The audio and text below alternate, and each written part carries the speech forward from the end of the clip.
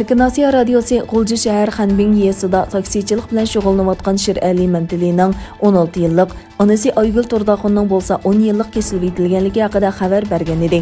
Ma'lum bo'lishicha, Shiralining oilasi 2 bolasi bilan qolib qolgan ayoli Munira Mantili bultur yil o'rtasida bir qirg'izistonlik tijoratchi ayol bilan paranglashib etib, ko'z yeshi qilganligi uchun davlat maxfiyatligini oshkorlash bilan ayblangan va yil oxirida 3 yillik kesib yetilgan. Vaziyatdan xabardor kishining bayon qilishicha, Munira Mantili tutqun qilinishidan bir kun burun G'ulji shahar soqchi idorasiga berib, Shexo turmisida jazo muddatini o'tayotgan yo'ldoshi Shirali bilan ekranda ko'rishni talab qilgan va talabi rad qilingan.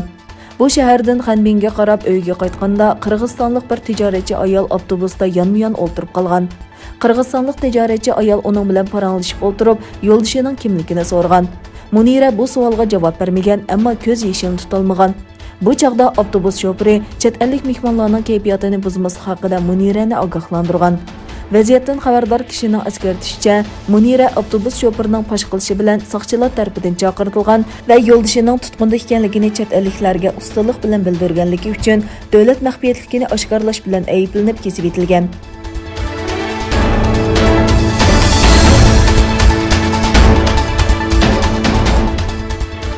Yigirminchi asr Uyg'ur xalqining tarixida muhim voqealar davri bo'ldi.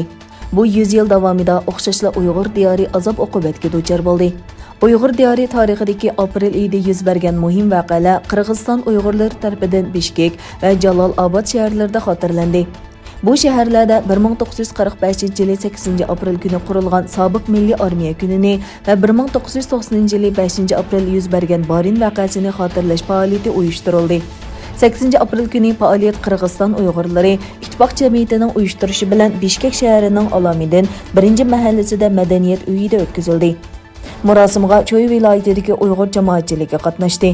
Bu yig'inga Qirg'iziston Uyg'urlari ittifoq jamiyatining raisi Asqar Qosimov riyosatchilik qildi. Oldi bilan qahramonlarga atab xatma Qur'on qilindi. Ondan falsafa fanlarining kandidat doktori Akbarjon Bog'donov Borin voqeasi to'g'risida tafsiliy doklad o'qidi. Öz dokladida Akbarjon apandi 1990-yili 5-aprel kuni yuz bergan Borin voqeasini Borin inqilobi deb atadi. 8-aprel Sharqi Turkiston milliy armiyasi kuni va Borin inqilobini xotirlash faoliyati yana Jalolobod shahrida faoliyatchi Alshir Nasaraxunovning tashabbusida uyushtirildi.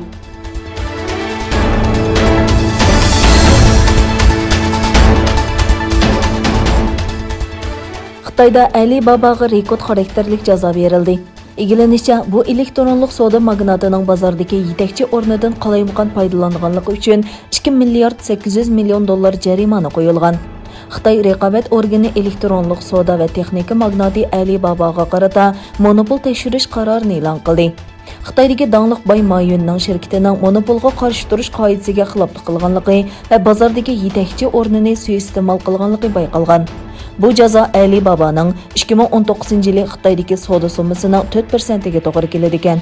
Mayunning savdo imperiyasi oktyabrning oxirida Xitoyning pul muomala apparatlari va qoidalarini qattiq tanqid qilgandan keyin tekshirilgan. 12-oyda shirkatning monopol qilmishlari ustida tekshirish boshlangan edi.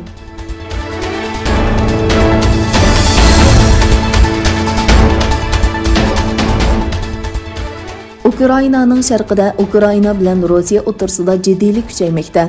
Rossiyaning tajovuzchiligiga qarshi Kiyevning yanada turganligini e'lon qilgan Amerikaning ichki urush paraxotining Turkiya bo'g'izidan Qora dengizga qarab yo'lga chiqishi uchun Anqaraga diplomatik uqtirish qilinganligi bildirildi.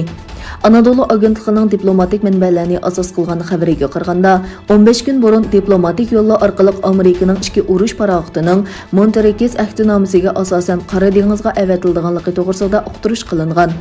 Manbalarda deyilishicha, bu paraxotlar 4-maygacha Qora dengizda qoladi ekan.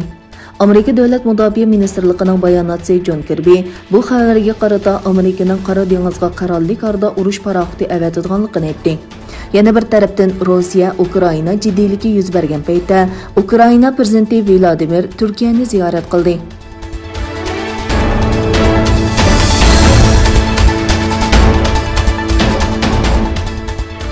Xitoy koronavirusining ta'siriga eng ko'p uchirgan davlatlarning biri bo'lgan Hindistonda yuqumlanish boshlangandan buyon kundalik yuqumlanuvchilarning soni eng yuqori saviyaga yetdi.